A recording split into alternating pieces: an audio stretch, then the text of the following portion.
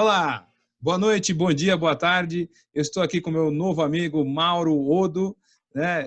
Nós nos conhecemos. Por que eu falo que é novo amigo? Eu aprendi essa expressão ontem também, novo amigo de infância, uma pessoa que a gente já está discutindo bastante coisa sobre economia, sobre o que está acontecendo nos dias de hoje. Deixa eu fazer uma breve apresentação do Mauro. Ele é engenheiro mecânico e administrador pela Universidade Federal Fluminense. Ele tem um currículo assim, que é aquele currículo que a gente gosta de mostrar para a família, né? É mestre em engenharia de produção também pela Federal Fluminense, doutor em engenharia de sistemas, tem uma carreira toda nessa área de engenharia, pós-graduação e pesquisa na engenharia, trabalhou em diversas empresas públicas e privadas, e que eu acho que é mais interessante, né? Fez também graduação e pós-graduação na PUC, no Instituto Brasileiro de Mercadologia, no IBMEC, e na Federal também, na COPEAD do Rio de Janeiro. Foi administrador de empresas, consultor, e hoje é pesquisador do IPEA, lá no Rio de Janeiro, né? Onde se dedica muito a essa parte de estudos de políticas públicas, de estudar, entender como está funcionando a economia, especialmente aí do microempreendedor, do empreendedor.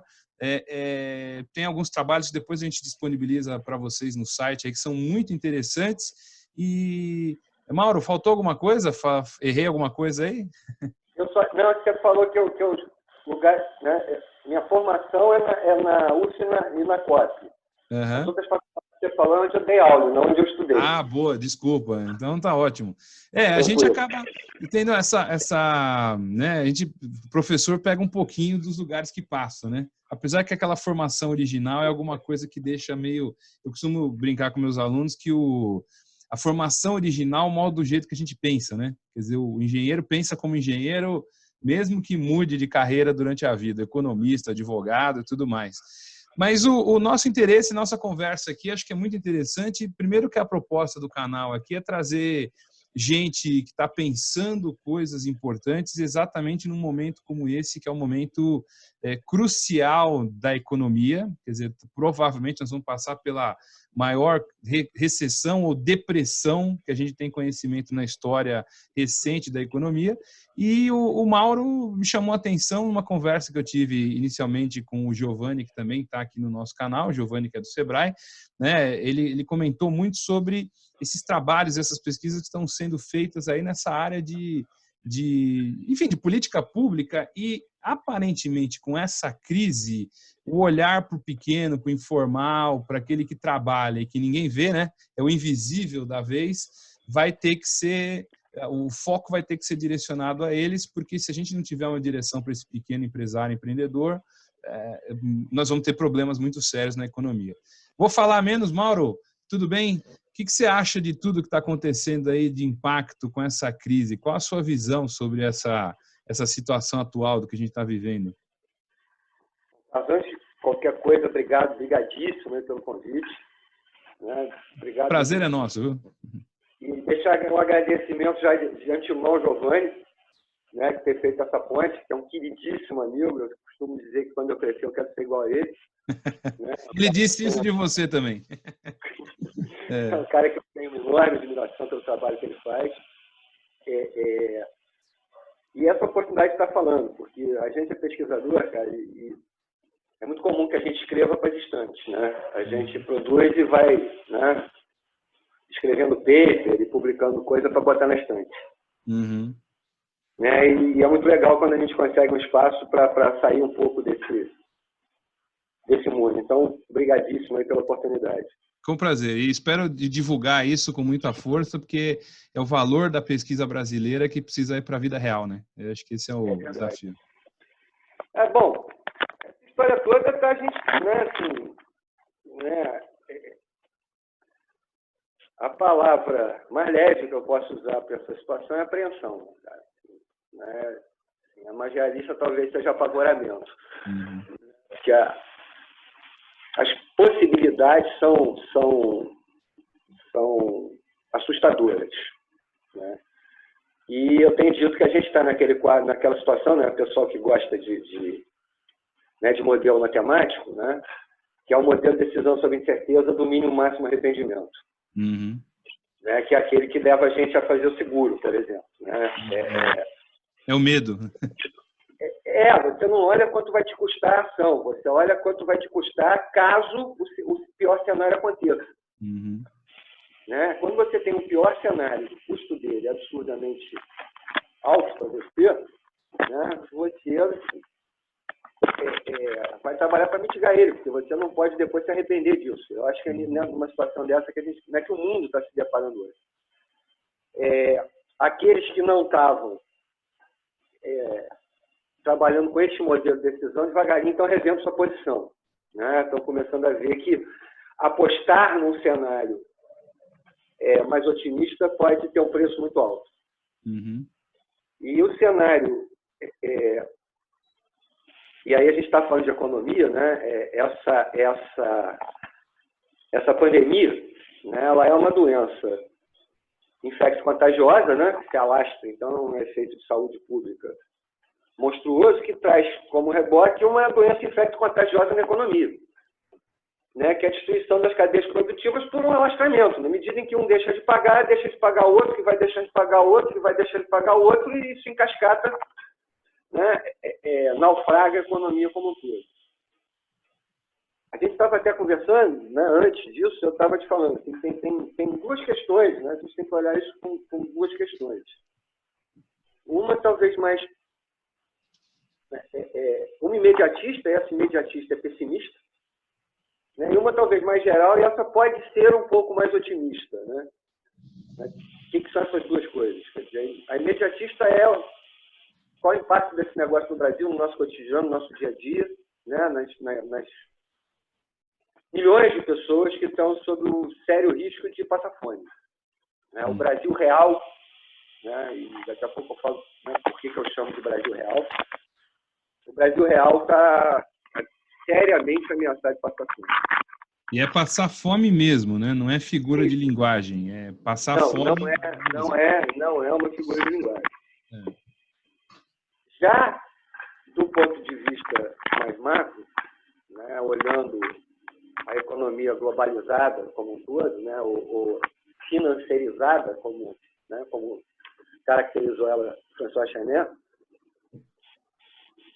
a gente pode estar num momento produtivo, talvez, ou inspirador para a humanidade. Né? A economia mundial hoje, falando disso, né, a economia mundial hoje ela é um enorme jogo de transferências de créditos.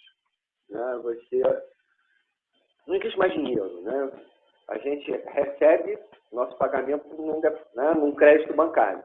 Isso significa dizer que a empresa transferiu a dívida que ela tinha com você para o banco. Aí o banco está devendo para você. Você vai no mercado, paga com cartão de crédito ou de débito, então você está transferindo a dívida do banco com você para o comerciante. Esse vai paga o fornecedor e a economia mundial como um todo, ela é, né, um jogo de transferência de dívidas. Isso é uma pirâmide, cara. É uma pirâmide de fumaça. Né? Um sistema de computador mundial que um computador fala com o outro e transfere a dívida de um para o outro. Quando que você acha que isso começou? Quer dizer, qual que é você acha que é no primórdios lá dos anos 70, quando acabou os padrões aí monetários, o padrão ouro? Onde que você acha que vem essa financiarização extrema? Ou é algo, assim, surgiu porque surgiu? Eu acho que junta o fim do padrão, né, das moedas lastreadas, da moeda fiduciária. Né? O que se combina para isso? A moeda fiduciária, sem lastro. 2, a desenvolvimento da tecnologia de informação e comunicação. Né? Isso não seria possível, né, se eu não fizesse transferências em tempo real, né, de Cabo do Alto para Singapura. E a tal da globalização, que na verdade que você abriu, né, quando você fala economia global, você tem um fluxo livre mundial de créditos e de mercadorias, jamais de pessoas. Né? Então você tem principalmente o fim das barreiras de transferência de ativos. Né? E isso gerou essa financiarização. As grandes corporações mundiais hoje, elas não são mais, né, a General Electric, ela não é mais uma empresa fabril, ela é uma empresa financeira. E transnacional, né? Não precisa ter mais sede em algum lugar. Né? Exatamente. As transnacionais são empresas financeiras, que não tem mais sede. Agora, é importante a gente separar o não ter mais sede, porque tem uma coisa, a capital não tem pátria. Tem sim, senhor. Né? Tem um dono e tem uma ideologia, né, por trás. Tem um dono e uma ideologia, está localizada no país e tem aí é uma enorme discussão, né? Tem uma capacidade de lobby para fazer com que o governo do país, né, onde os acionistas, onde os donos estão, atuem em defesa dos interesses, né, principalmente em nível de comércio internacional, os interesses dessas corporações. Né? Vamos lá. O exemplo mais gritante disso talvez tenha sido a guerra do Iraque, que o vice-presidente americano era o dono Era conselheiro de indústria petrolífera, né? Era vice-presidente, o presidente da Halliburton, um dos sócios principais acionistas da Halliburton, e os caras invadiram o Iraque. E não foi por armas de destruição em massa. Né? Acho que o resto da fugida disso. Então, essa pirâmide, né? E aí tem outros detalhes. Quer dizer, muitas dessas operações de crédito, elas têm juros, né? Elas têm juros. Então, essa transferência vai crescendo. Isso é um bolo que vai subindo, tal qual aquelas pirâmides que a gente conhece. E tal qual aquelas pirâmides que a gente conhece, num dado momento, alguém deixa de pagar. E na hora que alguém deixa de pagar, o castelo desaba. O mundo tirou tinta disso em 2008, né? E aí foi o primeiro sinal de que essa ideia da economia ortodoxa e do equilíbrio fiscal, da necessidade de equilíbrio fiscal, foi o primeiro sinal de que isso era muito mais uma ideologia do que uma... aliás, na verdade, era muito mais uma opção pragmática, né? Do que uma ideologia ou do que a defesa de uma posição científica. Por que uma questão pragmática? Porque essa ideia do equilíbrio fiscal favorece determinado conjunto de interesses econômicos. Aliás, a economia, no fundo, é isso, né? Você produz e distribui riqueza. O modo de produção diz como é que essa riqueza é produzida e quem se apropria dela. Né? Na hora que essa coisa, né, na hora que esse castelo de cartas se viu ameaçado em 2008, né, as favas com os dramas de consciência, como alguém disse em algum momento da nossa história, e os Estados, principalmente os Estados Unidos, a meta do liberalismo, né, no discurso mundial, né, entrou pesadamente para socorrer o mercado, para salvar, para segurar o castelo em pé. Eu não sei se você conhece uma frase do Delfim Neto, que ele fala assim: toda vez que o capitalismo entra em crise, o comunismo vai lá e salva o capitalismo, né? Quer dizer, o Estado entra, compra todo mundo, ajuda todo mundo e resolve o problema econômico global, né? Bom, isso, né, é exatamente isso. Isso foi 2008. E assim, em conversas, né, eu sempre falo, né, assim, esse castelo não era desaba. Meu palpite do desabamento do castelo estava no aquecimento global. Né? Até pouco tempo atrás eu dizia o seguinte: a hora que tiver, né, o aquecimento global provocar o desgelo, como já vem provocando, o oceano subindo, na hora que tiver um palmo d'água em Wall Street, que fica ao nível do mar, ali em Manhattan, né, esse castelo desaba. Na verdade, a gente está, no fundo, com o que a gente está dizendo também é uma catástrofe ambiental. Não é ambiental do gelo, mas é uma outra questão ambiental. E que, curiosamente, é crônica de uma morte anunciada. Né? Essa coisa de pandemia nunca tinha me chamado a atenção. Eu comecei a olhar, cara, né, existem previsões. A própria John Hopkins, em agosto, fez uma simulação de uma pandemia mundial. Se você procurar isso na internet, você vai ver. E os caras estão falando de uma gripe igualzinha a essa, em agosto. Não, em outubro, desculpa. Em outubro. Em dezembro aconteceu o que eles estavam prevendo e eles falam da catástrofe financeira que isso ia gerar. Bom, o castelo está absolutamente ameaçado de cair. Né? E qual é a solução que os estados do mundo estão tomando? Não tem jeito, vão entrar para segurar. E parece absolutamente antieconômico, né? Porque assim, eu compartilho com você dessa ideia de que a gente teria necessariamente uma outra crise, a gente só não saber exatamente da onde que isso viria, né? E uma das razões, e aí talvez eu tenha sido menos amplo em olhar, eu estava olhando muito mais para o cenário econômico mesmo, né? Mas parece antieconômico, e eu concordo com você que não tem outra forma, de você jogar mais dinheiro numa sociedade que já tem dinheiro demais, né, que o dinheiro não tem valor e que as taxas de juros estão jogadas na lama. É praticamente você contrariar a teoria econômica, apesar que não tem outro jeito. Né? É óbvio que, assim, pragmaticamente, ou você salva todo mundo, literalmente, né? E a gente também sabe que tem uns mais iguais que outros, então tem gente que vai ser mais salva do que outros, mas não há outro mecanismo que não seja de jogar dinheiro na economia, né? E muito dinheiro. Exatamente. Assim, bota a impressora para imprimir. Uhum. Né? E aí, né, neste momento, os próprios arautos, né, do equilíbrio fiscal e tal, e que comparam, né, aquela velha conversa, qualquer dona de casa sabe que, né, que você não pode gastar mais do que ganha, né, porque você fica endividado e o cara endividado está perdido na vida e tal, né, assim, eles só esquecem que, né, dona de casa não é, por exemplo, empresa. Sim. Né? Empresa dinheiro, que não se endivida, não está alavancada, ela está mal gerida. Uhum. Então, esse raciocínio que você não pode se endividar, ele vale para a dona de casa. Ele não vale, por exemplo, para uma empresa. E menos ainda para o Estado. Uhum. Né? Porque a empresa, ela usa o endividamento para ganhar dinheiro. Então, ela tem que se endividar. O Estado, mais do que isso. O Estado, né, primeiro, tem uma coisa chamada acelerador fiscal, multiplicador fiscal. É o que ele gasta a volta. Em segundo lugar, ele é dono da máquina de imprimir dinheiro, cara. Então, e aí a nova teoria monetarista, que é um bom momento para a gente testá-la, né? Uhum. Estará testando. A ideia é de que essa coisa de que aumento do meio circulante vai gerar inflação não é bem assim. Uhum. Agora, se é assim ou se não é assim, cara, não tem outra solução. Os Estados Unidos têm botar trilhões de dólares na economia para segurar o castelo. Se o castelo desabar... Desculpa, vou fazer uma provocação. Acho que a sequência do que você vai falar, não seria melhor deixar o castelo desabar? Pois é, aí vem... Né, a gente está num debate um pouco mais... É o que eu falei, esse pedaço da conversa é mais filosófico. Eu acho que, né, assim, do fundo do coração,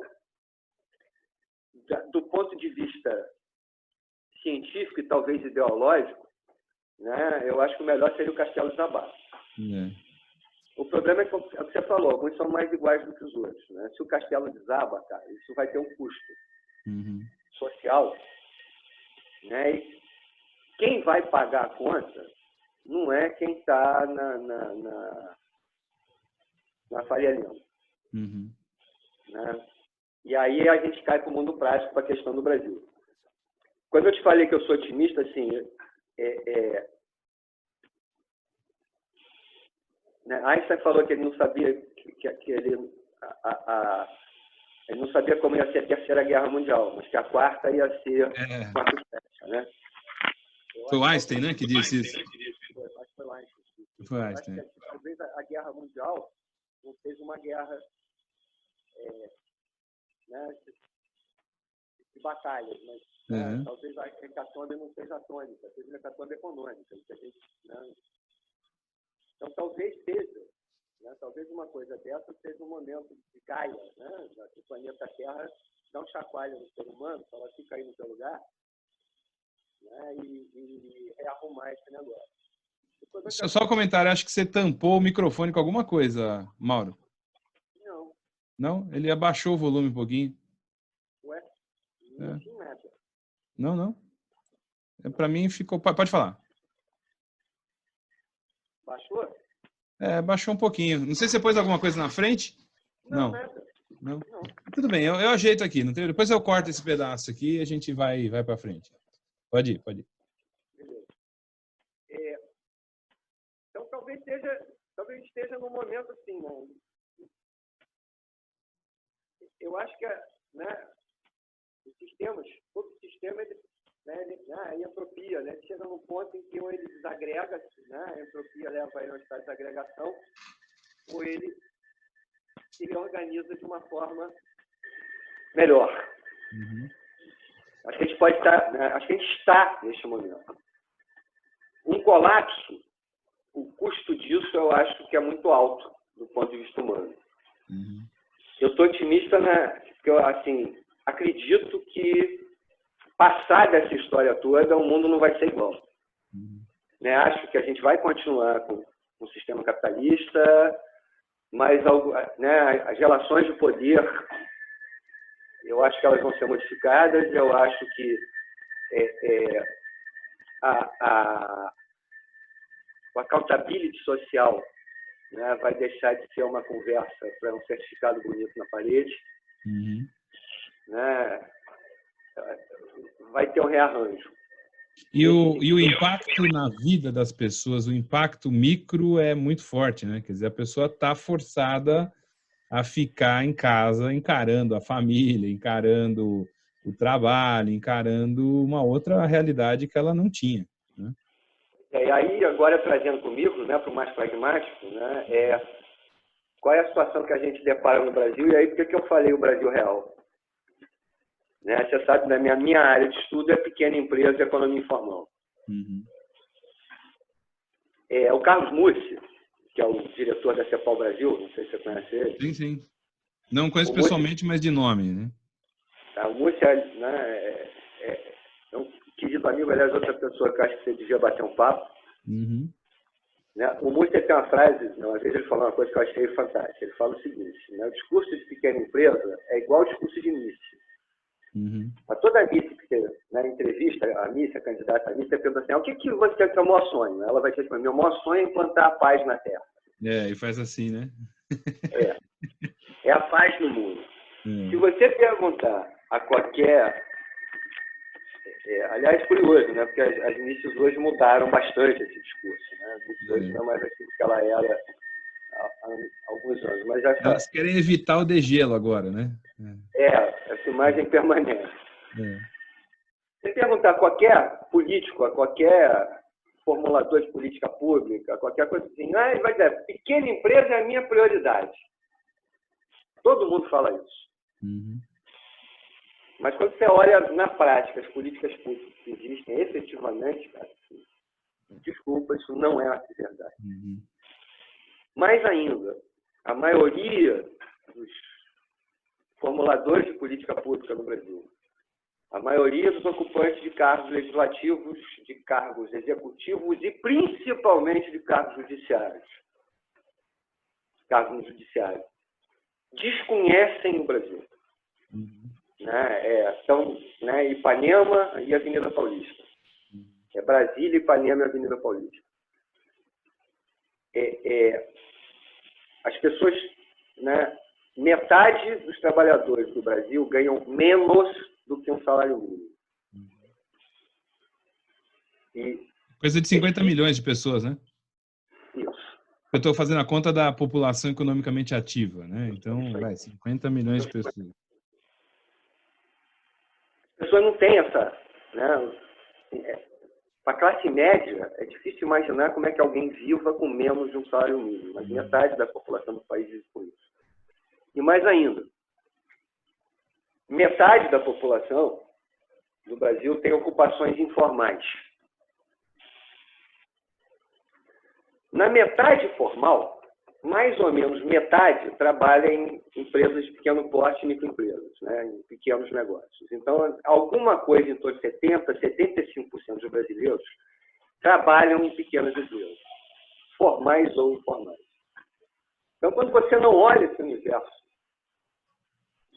né, quando você pensa em política econômica sem olhar prioritariamente esse universo de pequenas empresas... Mauro, posso só interromper só um minutinho? Só um negocinho aqui em casa, peraí. Tem a mãe aqui, peraí, só um minutinho. Tá, beleza. Vai lá. Vamos lá? Pode ir. Então, quando você fala desse universo de pequena empresa, você está falando de alguma coisa aí na ordem 70 milhões de pessoas no Brasil trabalham em pequenas empresas. Se você olhar os desempregados e os desalentados, dá uns 15 a 18 milhões, que vivem de uma rede de proteção, principalmente desses 70 milhões. Uhum. Né? Então, da população economicamente ativa ou desalentados, 80, 90 milhões de pessoas estão, né, nesse mundo das pequenas empresas. Uhum. Aliás, pessoal, né, a fonte desses dados que eu estou te dando, eu estou juntando dados da Receita Federal com dados da PNAD. Uhum. E aí, para o pessoal que gosta de, né, numerologia, eu falo pessoal da numerologia, da economia, não, você não pode usar porque é 62,4% ou 75%. Meu irmão, olha só, se é 65 milhões ou 75 milhões, cara, desculpa, não faz muita diferença, né?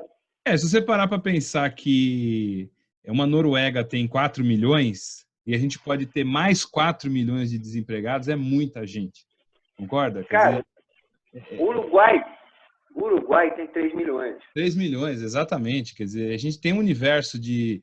A porcentagem é muito relevante nisso que você está dizendo. A gente tem 4 uruguaios desempregados. Desempregados. Oficialmente, fora os desalentados, desiludidos. Né? Deixa eu ver se eu tenho número de desalentados aqui. Eu posso até... Eu não sei se eu estou... Mas estava na faixa dos 11, né? 12. Desalentados, 5 milhões. Quanto? 5. Então, a gente tem 5 uruguaios entre meia Argentina.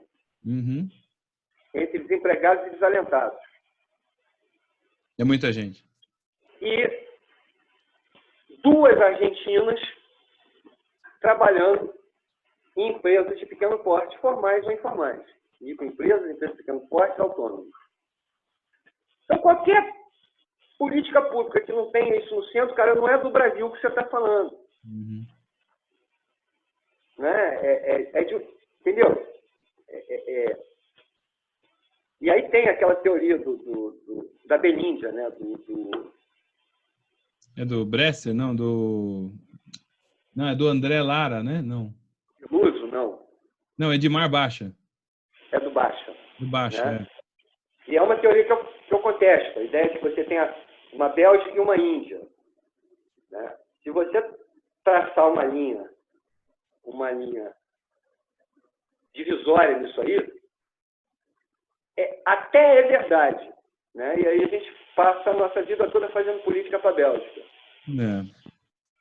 O detalhe é que não é bem essa ideia de né, que isso traz embutido uma ideia de dualidade, que a gente tem uma Índia e uma Bélgica, um país adiantado e um país atrasado. Não, isso tudo é o Brasil. Bélgica e Índia estão articuladas nas cadeias produtivas, estão integradas nas cadeias produtivas. Sim. A Índia, ela faz parte do aparato produtivo da Bélgica. Isso é que é o mais cruel. A mulher que vende bolo nos andares da Avenida Paulista, lá da Berrini, da Faria Lima, né? Tem a senhora que vende produto de beleza, que vende bolo, que vende café, e ela depende do businessman da Faria Lima para poder sobreviver vendendo bolo, informalmente num banco de alta categoria. Né? Isso, o businessman, ele consome o bolo dela. E gosta, e paga até mais. Eu dou 2 exemplos, Carlos. Né, no meu livro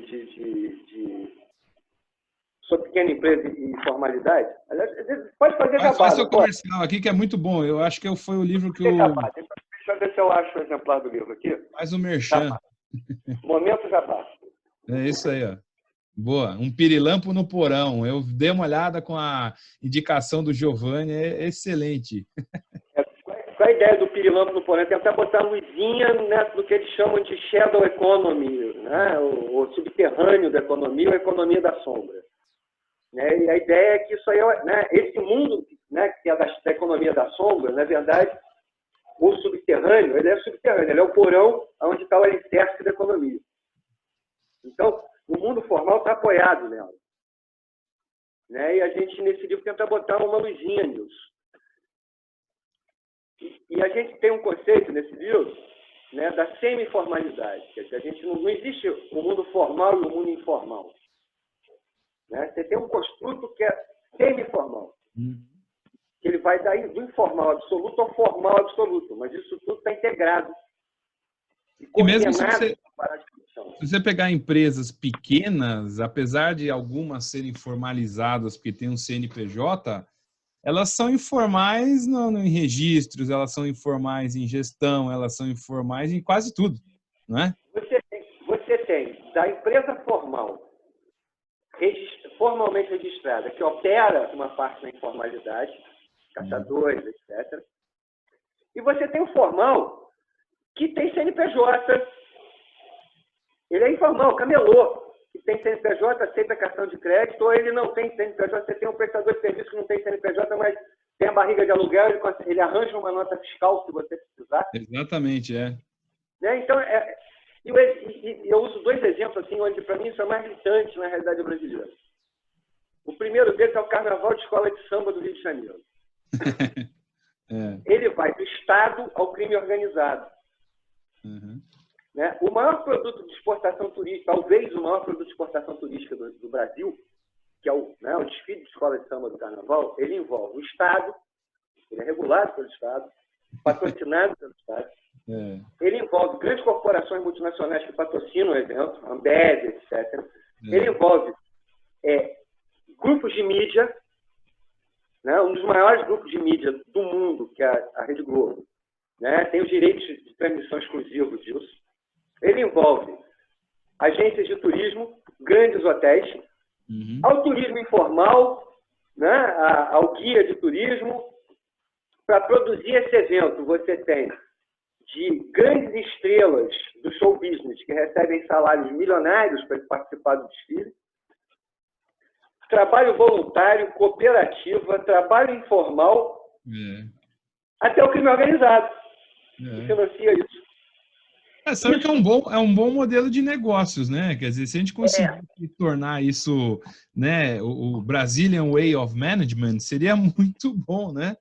No meu tempo, você sabe que eu trabalhei com essa área de gestão de qualidade, tem um livro chamado Engrenagens da Fantasia, que é uma tese de mestrado do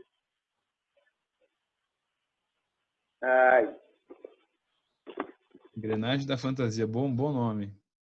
A tese de mestrado, deixa eu catar o nome certinho dele, que é para não dar o nome errado, porque se eu dar o nome errado das pessoas é chato pra caramba, né?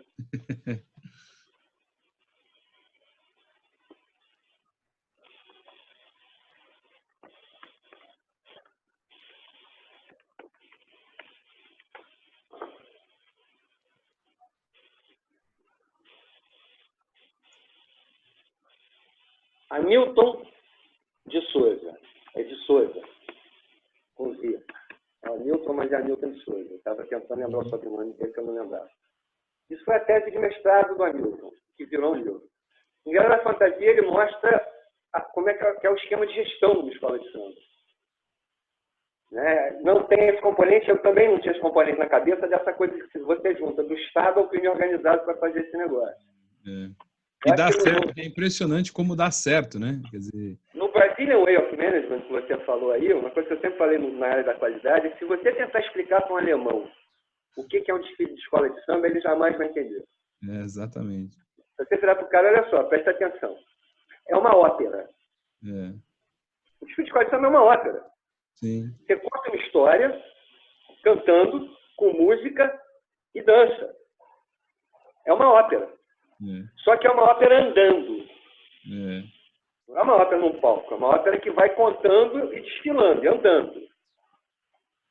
Esta ópera, ela tem 3 a 4 mil figurantes. Se você tentar falar isso com o alemão, o cara vai falar, mas um negócio desse... Não funciona. 10 anos de ensaio. Você fala, não tem ensaio. Não tem ensaio. Né? A orquestra ensaia, eu estou falando uma orquestra de 400 componentes, a orquestra ensaia, algumas coisas ensaiam, mas 80% disso não tem ensaio. E a gente obedece, né? Obedece o bizarro da escola de samba. Eu desfilei uma vez, e o que eu fiquei mais chocado é que não existe uma coordenação central. Alguém passa no seu hotel, te entrega uma fantasia com a música e diz, esteja atrás do Balança Mas Não Cai, não sei se tem esse prédio ainda lá. Exatamente. Atrás do Balança Mas Não Cai, às 19 horas, porque você tem que encontrar o pessoal da sua ala.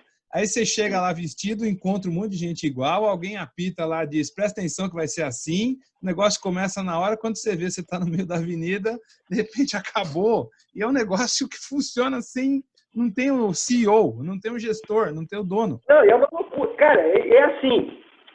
Vai entrar, cadê o puxador de samba? Tava no botequim tomando cerveja. Chama o cara. Aí é uma balbúrdia, né? É isso que você falou, aquela misturada, não dá. Do momento, o puxador, o neguinho da Beija-Flor, fala assim, olha a Beija-Flor aí, gente! Aí a baqueira entra, pum! Cara, o troço arruma. O alemão não entende como é que isso acontece. Não. E aí você fala, e esse desfile acontece andando em 800 metros, ele tem, eu não me lembro qual tempo foi, são 60 minutos. Acho que agora mudou um pouco, 85 e tal, mas... eu não lembro o tempo exato. Eles mudam, né? Um pouquinho, né? Mas é no minuto, não é... Ele entra o primeiro componente na avenida, na hora que o último sai, não é 1 minuto a mais, não é 1 minuto a menos do tempo, cara. Isso tudo acontece assim. Aí o cara fala, pô, mas vocês fazem isso, mano? Conseguem fazer isso? Não, isso não é feito assim. Isso é feito 7 vezes por noite durante 2 noites. 2 noites, Cara, isso é um modelo de gestão maravilhoso. Né? Este Brasil, a gente não olha.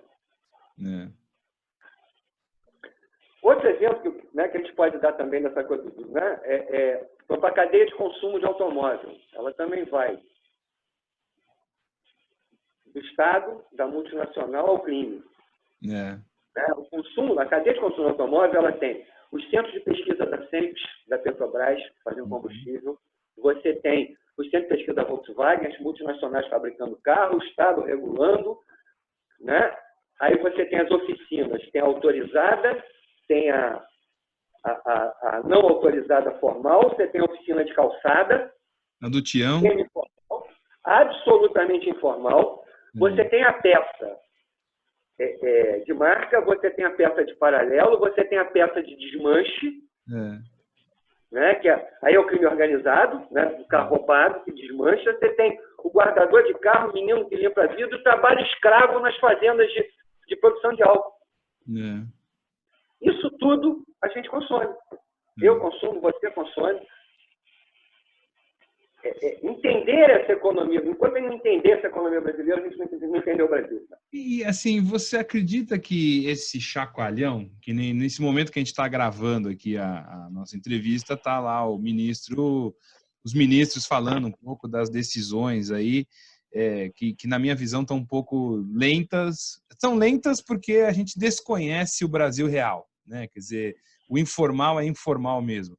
Mas você acredita que com esse chacoalhão aí do coronavírus, a gente vai ter que olhar para isso de um jeito diferente? Você vai ter que... O formalizar é perigoso, porque eu não sei se você tem essa sensação, se é um estudioso disso ou não. Né? Meu receio de formalizar é que você engessa algumas coisas que não vão funcionar mais. Mas você precisa de um mínimo de formalização para você encontrar onde está esse cara. Pra você medir isso, para você... Né? A formalização não é de burocratizar. Eu tenho um receio gigantesco do MEI, porque o MEI parece uma camisa de força, assim como o Simples é meio que uma camisa de força, né? E aí é curioso que a gente está falando de algumas coisas que justamente o liberalismo econômico é que permite essa informalidade, né? Parece um discurso que a gente está tendo aqui, de que temos que salvar o informal, que temos que... Mas é justamente o informal que é o cara mais livre para funcionar, né? E o receio que se dá um pouco é de você amarrar isso e travar um pouco que funciona.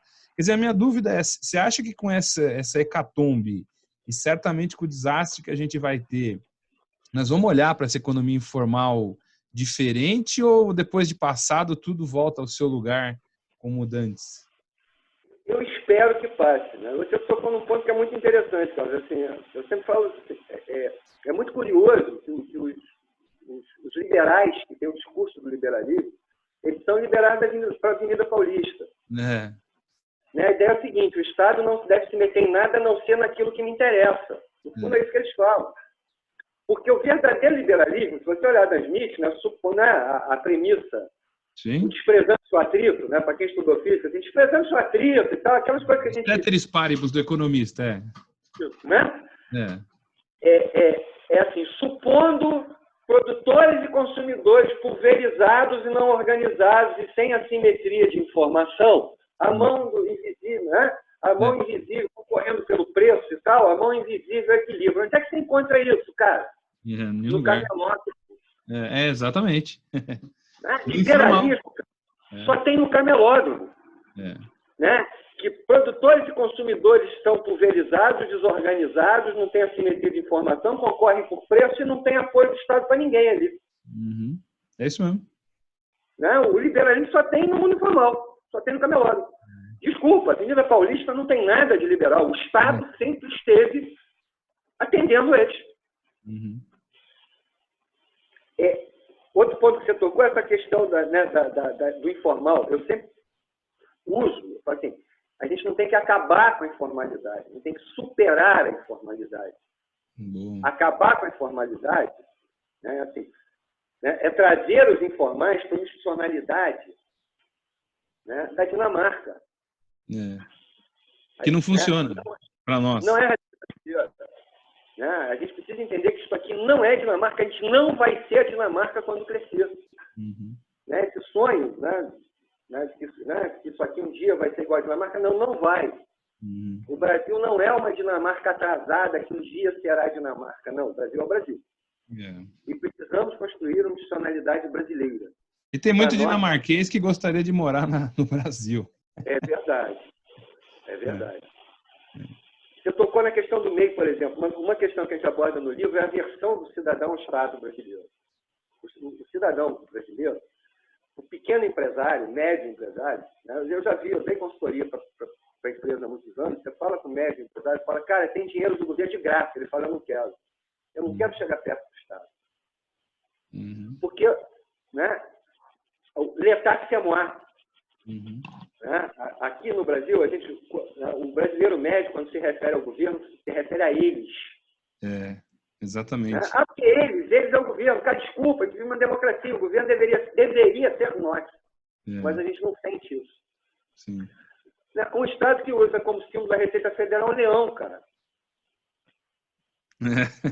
Que dá medo. Aí você quer que o cara se formalize, que ele bote a mão dentro da jaula do leão? Cara, criou-se o MEI. Né? Você falou, criou o MEI. Aí um monte de informal entrou para o MEI. Aí o cara ficou inadimplente no MEI. A Receita Federal queria mandar essa gente toda para a dívida ativa, cara. O que você está dizendo para o cara? Você se formalizou. Agora eu sei quem você é. Eu te pego na curva. Né? Enquanto não mudar esse raciocínio, não vai. Isso que você falou das medidas do governo, na verdade, eu acho que tem duas coisas aí. A primeira é não enxergar esse país. No momento em que alguém propõe um auxílio para o informal de R$200, ele não entendeu do que se trata. Nada. Né? Ele não entendeu do que se trata. Uhum. No momento em que alguém propõe financiamento às empresas, né, crédito subsidiado, e coloca taxa de juros da Selic, está dizendo o seguinte: o governo não quer ter prejuízo nenhum nessa história. Uhum. É basicamente isso. Sim. Se eu der dinheiro a juros zero para o cara, qual é o custo para o Estado disso? Não é o dinheiro que eu dei. Quer dizer, se eu der dinheiro, eu estou dando. Se eu emprestar dinheiro a custo zero, então se eu empresto hoje 400 bilhões, né? Uma das propostas que eu tenho é o seguinte: é oferecer dinheiro emprestado para as micro e pequenas empresas com um percentual do seu faturamento. Ele vai variar de setor para setor, porque o negócio parado, o custo dele é diferente de um setor para outro. Sim. O negócio parado para o comércio talvez custe, se o cara não estiver pagando mercadoria e imposto, talvez com 40% da receita dele ele mantenha o negócio dele né? Ele consiga pagar aluguel, os funcionários. Uma empresa de serviços ela vai precisar de mais do que isso. Então, dependendo do setor, você vai emprestar X% do faturamento desse cara durante os meses que for necessário. Vai dar um ano de carência para esse cara e 3 anos para pagar. 400 bi. O custo para o Estado não é 400 bi. Você está emprestando dinheiro. O custo é a Selic disso. Sim. É justo que a sociedade pague isso de alguma maneira. Se eu estou emprestando a Selic, que é a proposta que está aí, isso não está custando nada para o Estado, cara. Sim. Na verdade, não está custando nada. E pior, né? Quer dizer... Endivida para pagar isso, da hora que isso volta, ele liquida a dívida, cara. Não, e o pior, assim, o que eu tenho visto dessas medidas é que assim, ele não está dando dinheiro na mão do empresário ou do micro para ele fazer com o que ele quer, com o que ele precisa. Porque tem gente que vai precisar pagar aluguel, tem gente que vai precisar pagar funcionário, tem gente que vai precisar pagar água, luz, fornecedor. O que ele está dizendo, assim, eu te empresto um dinheiro, que eu não sei como eu vou te emprestar ainda, com uma taxa Selic bancada parte pelo Tesouro, parte pelos bancos, e a parte dos bancos eu duvido um pouco que isso vai acontecer, e você é obrigado a depositar esse dinheiro vai direto para o seu funcionário e você vai ficar devendo para mim, sem a garantia de que o seu negócio volte a funcionar. Né? Foi o que eu entendi. Isso não vai ser bancado por ninguém, não. Isso vai ser bancado pelo próprio cara. Você está emprestando para o cara Selic, cara. Exato. Agora o governo é do tipo, te pago, te dou dinheiro. Né? O juro que eu estou remunerando é o mesmo juro que você vai me dar isso de volta, cara. Não é que você me der de volta, eu resgato o papel. Não custou nada, eu só adiantei dinheiro para você. Mas esse fiscalismo nesse momento, ele não é míope e, assim, eu diria, contraditório na própria... Porque a nossa conversa aqui, para quem está assistindo, pode parecer que é um negócio filosófico, e na verdade não é filosófico. Não. Né? Para quem não é ideológico da economia, talvez defendesse um ajuste fiscal, reformas até um mês atrás, e agora não defende mais. Agora defende que você tem que injetar dinheiro na economia de graça. Você tem que jogar dinheiro na economia de qualquer jeito. E aí não é uma contradição, no momento que você precisa disso, você se amarrar na questão fiscalista. Estou dizendo que é para avacalhar isso pelos próximos anos, mas neste ano não tem jeito. E não tem limite de valor também, né? Tem algumas coisas envolvidas aí. A primeira delas que eu falei, o cara que fala em R$200 por... Né, quando você fala em R$200 por informal, você não sabe o que você está falando. Qual é a realidade informal, porque achar que R$200 vai fazer qualquer diferença. Quando você propõe empréstimo para as empresas, né, tem custo para o governo. Você está propondo um empréstimo tem custo para o governo. E deixa de fora as microempresas, que essas ficaram de fora. Sim, então de fora há mais de uma semana, né? Você está deixando 6 milhões e meio de empresas, não é de empregos, não. É 6 milhões e meio de empresas fora. Né? Então, você está emprestando para 1 milhão de empresas. As microempresas, as pequenas empresas são 1 milhão de empresas. Você está emprestando para 1 milhão de empresas, está deixando 6 milhões e meio fora, cara. 3,5, né? 3,5. 6,5. 6,5. 6,5. É 1 milhão de empresas pequenas. Qual o conceito? Né? Pela lei de simples. Pequenas empresas, microempresas vão. O valor acima do mês, que é R$81 mil por ano, até R$360 mil por ano. R$30 mil de faturamento bruto por mês. Então, empresas que faturam entre 80 mil por ano e 360 mil por ano são 6 milhões e meio. Essas até agora não são nenhuma política para elas. Nada, exatamente. Nada. Empresas que faturam entre 360 mil por ano e 4 milhões e 800 por ano, ou seja, 300, 400 mil por mês, então entre 30 e 400 mil por mês, são as pequenas empresas. Essas são 1 milhão de empresas. Só que o governo está dando dinheiro, está emprestando dinheiro, não está dando, está emprestando dinheiro, a custo zero para o governo, para as empresas entre 360 mil por ano e 10 milhões por ano. Essas estão sendo socorridas. Que ainda assim vão ter que passar pelo crivo operacional do sistema. Não garantem que vão ter o crédito. É o banco que decide se empresta ou não. Então, nada garante que ele vai receber. Vai depender da relação que ele tem com o banco comercial dele. Sim. Quem faz isso, cara, assim, não está olhando para o Brasil. Não entendeu nada. Para este Brasil de 70 milhões de pessoas que a gente está falando. Para esses 70 milhões e seus dependentes. Agora, são 70 trabalhadores e seus dependentes. E essa gente vai passar fome, cara. Fome, isso é fome. É fome. Não é assim. Não é assim, tipo, não, vai passar fome, porque não vai. Assim, o cara não tem fôlego para um mês. Objetivamente, Marco, a gente da classe média, né? Alguma grana a gente tem guardado, né? Alguma coisa a gente tem como espremer. Administra. Então, eu sobrevivo 2, 3 meses sem receber salário. Acredito que você também. Sim. Né?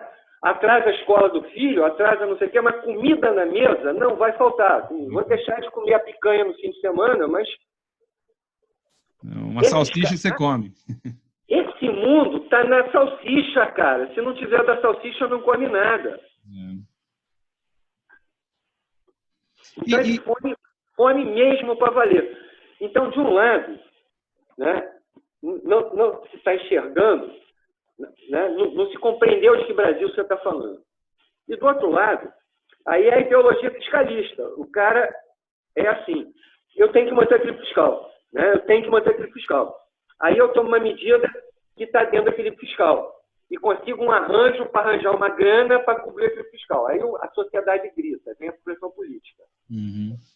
Aí eu tomo uma outra medida e está se andando há 2 semanas de medidinha em medidinha, de medidinha em medidinha, tentando não romper o dique fiscal. Porque não se abriu mão do raciocínio fiscalista. Que a Europa já abriu, os Estados Unidos já abriu. Não, e não tem o que fazer, né? Não é, as circunstâncias levam a isso. Isso está criando um Frankenstein. Se coloca no lugar do pequeno empresário que está tentando entender, nessa maior de medida que todo dia sai uma, qual é aquela que se presta para mim. Eu só vou entender o que nisso tudo se aplica a mim lá no final de abril, início de maio. Com a dificuldade que ele não sabe onde ele vai. Porque se ele vai entrar num site, não tem onde acessar, se ele vai na Caixa Econômica fechada. Lá para final de abril, início de maio. E só vou conseguir esse dinheiro final de maio, início de junho. O próprio governo admitiu que esse empréstimo que eles estão oferecendo vai estar operacional em maio. Meu irmão, como é que eu vou pagar a folha de pagamento de março em maio? Do dia 5 de abril agora, que tem que pagar o pessoal. E aí esse cara que não recebeu dia 5 de abril vai passar fome. Se ele ganha o salário mínimo, se ele não receber o salário dele, ele vai passar fome. Quando chegar em maio, ele vai estar com fome. Então, e a fome, e aí vamos para sem ser, como eu posso dizer, ideológico, e eu acho que a preocupação agora não é isso, a preocupação agora é a emergência que não está sendo vista por quem comanda o país, independente de quem comande. Momentos extremos como esse mudam uma sociedade e mudam o estado das coisas. Quer dizer, além da instabilidade natural do que a gente está vivendo hoje e da instabilidade política produzida a não sei que troco, nós vamos entrar num ciclo aí de instabilidade social fortíssima. Me parece, porque o tempo está contra, né, essa situação. Então nós vamos entrar num pior cenário, eu não diria nem pior cenário, num cenário intermediário, numa crise bruta social, como a gente nunca viu nesse país. Do ponto de vista econômico, Marco, assim, não é absolutamente ideológico, né? Os liberais não fanáticos, digamos assim, né? O cara que é liberal, né? Mas tem uma percepção menos dogmática disso. Esses caras que estão falando, abre o cofre, cara, não tem conversa, abre o cofre. Abre o cofre para segurar a economia, porque, assim, é o que eu falei, é um vírus econômico, que é um efeito cascata, cara. Né? Não adianta eu querer, né? Não, o mercado resolve, se não existe mercado.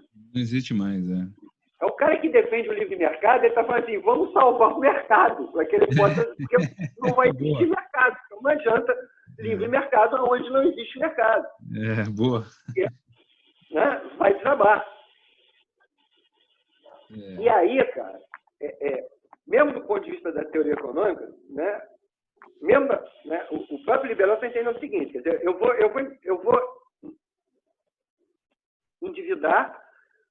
endividando ou não, se eu endividar nesse volume, tá? O que está por trás? Se eu endividar nesse volume, tá?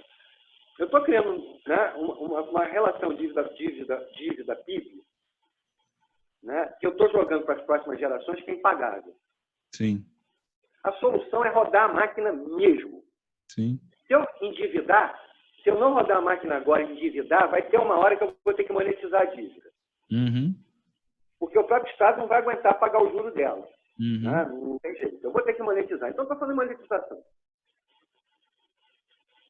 Eu vou inundar o mercado e vai gerar inflação. Aí já tem, assim, um monte de gente falando, não é bem assim, eu não tenho demanda, cara. O que eu estou fazendo é produzindo demanda, cara. Não tem inflação no momento de depressão. Não há inflação quando, cara, assim, o Keynes, né, cara, em 1940, sabe? É isso. Vamos trazer de volta. Não tem demanda, não tem inflação, cara. Então, se eu botar dinheiro, eu estou sem demanda. Sim. E mesmo que isso produza uma inflação, a gente tem uma inflação conjuntural e não estrutural. A nossa inflação está muito baixa. Sim. A economia está toda desindexada. Sim. O ethos inflacionário, quer dizer, aquela mentalidade, né? A mentalidade inflacionária está superada. Sim. Então, vamos, na pior hipótese, que eu não acho, estou contigo, que venha a inflação, nós sabemos lidar com a inflação melhor do que a gente sabe lidar com a fome. Exatamente. Então, e hoje a gente sabe lidar com a inflação muito bem, diga-se de passagem. Sim, então, se eu produzir uma inflação, né? Eu estou produzindo uma inflação conjuntural, não é estrutural. Depois a gente tem 2, 3, 4 anos para resolvê-la. Agora, vamos trazer para a fome. E esse é o meu medo, cara. Porque na hora que der fome, que a fome bater, você pode entrar não numa crise social, mas numa convulsão social. Sim. E aí, cara, eu não sei o que vai acontecer. E temo que tenha gente apostando nisso. Sim, são 5 anos, né? Porque se você pegar o informal, o pequeno empresário, ele não está em crise hoje. Hoje é o grande finale de uma ópera bufa de crises. E não é atribuir a B ou C. O fato é que ele faz 5 anos que ele está em dificuldade. Entendeu? Então ele está chegando num momento de dificuldade, não está preparado para passar por uma situação como essa e talvez um cenário catastrófico esteja à frente, e o que nos dá um certo desespero ou é a miopia, como você disse, ou uma certa má intenção de quem está conduzindo isso e não está olhando o efeito, né? Quer dizer, países que passaram por essas convulsões, muitos deles foram motivados pela fome mesmo, né? Quer dizer, é a miséria humana que leva a uma transformação absolutamente radical de uma sociedade que já é violenta, que já tem desigualdades gigantescas, né? E essa é uma experiência que o Brasil nunca passou, né? É que, assim, no fundo da minha alma, eu acho necessário. A gente precisaria passar por uma situação dessa em algum momento. Nós estamos passando pela primeira grande dificuldade da nossa geração, com certeza, mas a primeira grande dificuldade que o país nunca teve em nenhum momento. Se você pegar a Segunda Guerra Mundial, teve gente que passou necessidade, mas a gente não estava no epicentro daquilo. Se você pegar a gripe espanhola, também não tivemos no epicentro de uma situação que não era econômico, era um outro ambiente. A crise de 29 nos afetou, mas afetou também a distância. Então, nós estamos, pela primeira vez, no epicentro. 2008, no Brasil, foi uma marolinha, né? Exatamente. Não atingiu em nada, né? Talvez a crise dos anos 80 foi muito mais rude no Brasil, que eles não tiveram essa crise, né? E nós tivemos... A década perdida de 80, ela foi uma crise, mas ela foi uma crise crônica e não aguda. Exato. Eu saí da faculdade no meio dos anos 80. Eu entrei na Universidade Federal no curso de Engenharia, que quando eu entrei, em 1980, todo mundo saiu empregado. Quando eu me formei em 85, ninguém saiu empregado. Exatamente. Mas, a curto prazo, 1, 2, 3 anos, todos os meus colegas hoje estão bem empregados e tal. Quer dizer, ajeitaram, né? Era aquela dorzinha aguda, né? Mas a gente nunca... crônica, aliás, né? Foi uma década de dor crônica. A gente nunca viveu uma dor aguda. isso que você falou, do cara que já vem numa crise há 5 anos, assim, é até bom para a gente entender. A maior parte desses autônomos, formais ou informais, não são empreendedores. Vamos parar com esse negócio de empreendedorismo como a tábua de salvação do país.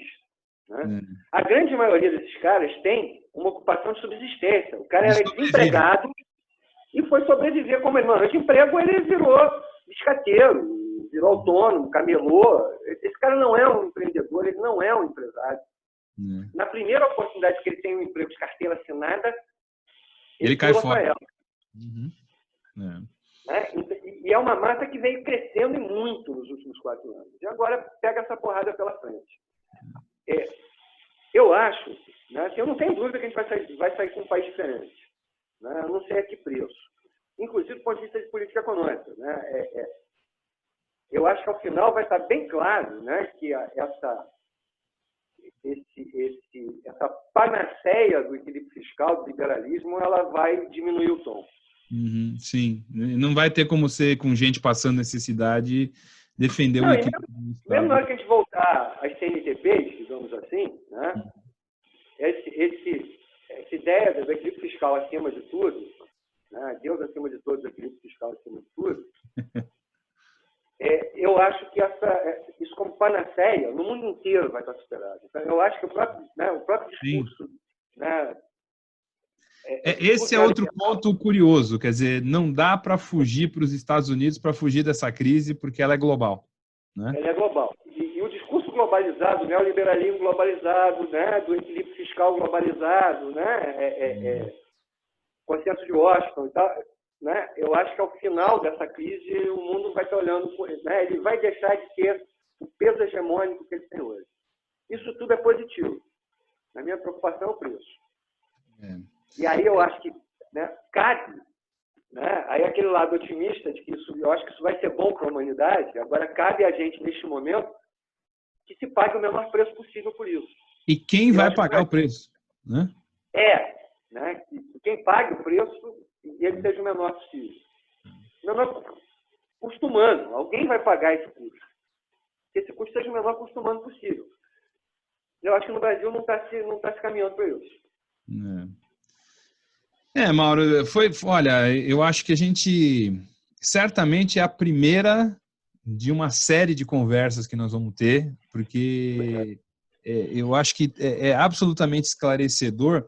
Na conversa que a gente teve com o Giovanni, por exemplo, ele detalhou essa coisa do micro, pequeno empresário, e eu sou mais da macroeconomia, gosto do big picture, como você deve ter percebido, né? Quer dizer, o amplo, não que eu não goste do micro, porque é no micro que as coisas se resolvem. E eu acho que a clareza que você tem, que você coloca, e de novo, nós não estamos aqui fazendo um manifesto ideológico, nós estamos no meio de uma crise em que você tem evidências claras que as ações não estão à medida, o tempo está passando, e o tempo não estamos falando em anos, nós estamos falando em semanas, em dias, em que você pode efetivamente criar uma situação extremamente grave com um discurso superficial e muito mal colocado, né? Atingindo as pessoas naquilo que é mais cruel, que é a sobrevivência delas, né? A base. E tudo que eu quero, Marco, que daqui a... Né, assim, que eu mais gostaria era que daqui a 4 meses as medidas sejam tomadas e daqui a 4 meses alguém olhe para trás e fala, poxa, a gente não precisava ter feito isso. Nós pecamos pelo exagero, né? Nós pecamos pelo exagero. Do que daqui a 4 meses a galera, putz, a gente devia, entendeu? Ter feito e não fez. Agora, pela experiência que a gente tem no Brasil, a segunda opção é mais provável, né? Não diria pela experiência, mas pelo andar da carruagem. Pelo andar da carruagem. Mauro, muito bom. Eu acho, já fica aqui o convite para a gente continuar essa conversa. Tudo que nós falamos aqui vai para o nosso canal e a ideia é que a gente tenha um canal mesmo aberto, né? Não é para ficar fazendo livezinha. Ficou na moda, tu não faz live, né? Não, aqui é trazer coraçãozinho, salvar o mundo. Não, aqui é para trazer uma opinião de pessoas que às vezes não aparecem na mídia tanto como gostariam ou nem gostariam, né? Mas é da gente buscar caminhos alternativos com profundidade, né? E com inteligência e com conhecimento para fazer frente a a uma hecatombe, que é o que a gente vai viver, o que está vivendo já e vai viver nas próximas semanas. Tem alguma mensagem final sua aí? Semifinal, porque você volta. Obrigadíssimo. Assim, te agradecer muito, repito, né, a gente trabalha com pesquisa. A melhor coisa que tem é a gente conseguir, que o trabalho da gente vá para além da academia. Aliás, o vá para além da academia, eu acho que duas coisas já estão acontecendo, que são muito importantes para o país neste momento, como consequência da crise. A primeira delas é o resgate da ciência. Boa. A sociedade já entendeu, né, o resgate da ciência. Né? Eu ouvi alguém dizer, numa entrevista há poucos meses, né, nosso erro foi deixar os cientistas tomarem conta da ciência. Não sei se você ouviu isso. Né? Eu acho que, sim, como resultado dessa crise, né, um dos resultados é que para a sociedade está ficando claro que que engenheiros, quem faz engenharia é engenheiro, né? Quem faz medicina é médico, né? Quem faz ciência é cientista. Né? Seja na área de saúde, seja na área de economia, seja na área de ciências sociais, né? Quem faz ciência é cientista. Eu acho que isso a sociedade, né, está entendendo, né?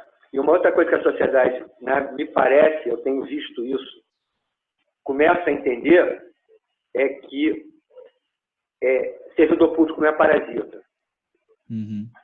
Né? Quem está segurando a barra desse troço, a maioria são servidores públicos. Professores dando aula em casa, se virando para arranjar um jeito de dar aula. Gente que, né, sabemos a realidade dos professores públicos e os caras tentando dar aula home office do jeito que der, né? O pessoal de saúde exposto, né? O pessoal dos serviços municipais, de coleta de lixo, de pavimentação de rua, exposto na rua, né? O pessoal dos serviços públicos tentando fazer o Estado não parar, né? Então está claro a necessidade do Estado.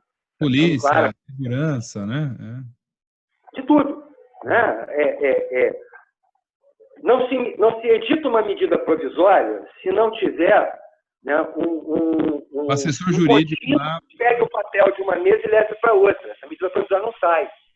A máquina pública, ela não está parada. As pessoas estão em casa. Eu tenho conversado, né, eu sou servidor público, sou pesquisador do IPEA, né, que é um instituto de pesquisa pública. Nunca trabalhei tanto na minha vida do que agora em casa, né? Então, o servidor público não está passeando na praia de Ipanema, já que está em casa. Né? O servidor público está trabalhando muito. Eu tenho conversado com servidores públicos de todas as áreas, está todo mundo dizendo, porra, cara, eu nunca trabalhei tanto na minha vida, porque, né, eu estou falando como servidor público, a gente está segurando o Estado funcionando numa hora que o Estado é imprescindível para que o país não colapse. Né? Eu acho que isso está muito claro, né, já hoje, para quem, né, dentro do próprio Estado defendia, né, a ideia de que o servidor corte linear, vamos dizer assim, né? Quer dizer, eu acho que está claro que isso não faz sentido, e para a sociedade está ficando claro isso, né, que o Estado é necessário, né, o Estado é fundamental para a existência da sociedade, e que o Estado é movido pelo servidor público. Sim. E aí eu acho que uma limpa boa que está acontecendo é que você vai acabar com uma superfície de ideólogos de todos os campos que repetem discursos prontos, né? Que o governo não serve para nada, ou os outros que dizem que o governo tem que fazer tudo. Na verdade, a gente vai chegar a uma visão um pouquinho mais inteligente de que precisa de Estado, tem papéis que são atribuições só do Estado e tem que funcionar bem. Né? A gente vai evoluir para um ambiente desse. Eu acho que a gente está fazendo o que os americanos chamam de fast track. Nós estamos fazendo um aprendizado rápido nesses últimos meses para poder... que a gente demoraria uns 2 décadas a fazer rápido. Aí eu acho que a gente está naquilo que eu estava falando. Assim, acho que ao final a gente deve sair um país melhor disso tudo. Eu acho que ao final dessa crise a gente vai sair com um mundo melhor. Eu sempre digo o seguinte, eu sou otimista no ser humano, eu acho o ser humano maravilhoso. Quem não presta são as pessoas. Boa. Né? O ser humano como entidade, eu acho que ele, né, é só a gente olhar a história. Né? A humanidade é muito melhor do que ela era há 200, 300 anos. Nós chegamos até aqui, né? Nesse momento que a humanidade vai dar um passo à frente. E aí, do ponto de vista micro, o que cabe a gente é que fazer tudo que a gente puder para que o preço desse aprendizado seja o menor possível. Mauro, muito bom. Com essa mensagem, eu acho que a gente conclui esse primeiro encontro, que teremos outros, e eu vou disponibilizar isso provavelmente em 2 dias, está disponível para todo mundo.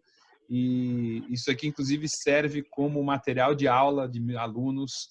Quer dizer, acho que 1 hora e pouco assistindo isso aqui dá uma série de insights que talvez algumas outras coisas não dariam, né? Muito obrigado de novo pela participação e no próximo encontro vamos ver o que aconteceu para ver se a gente conseguiu sobreviver. E esse nosso encontro não pode demorar muito, não.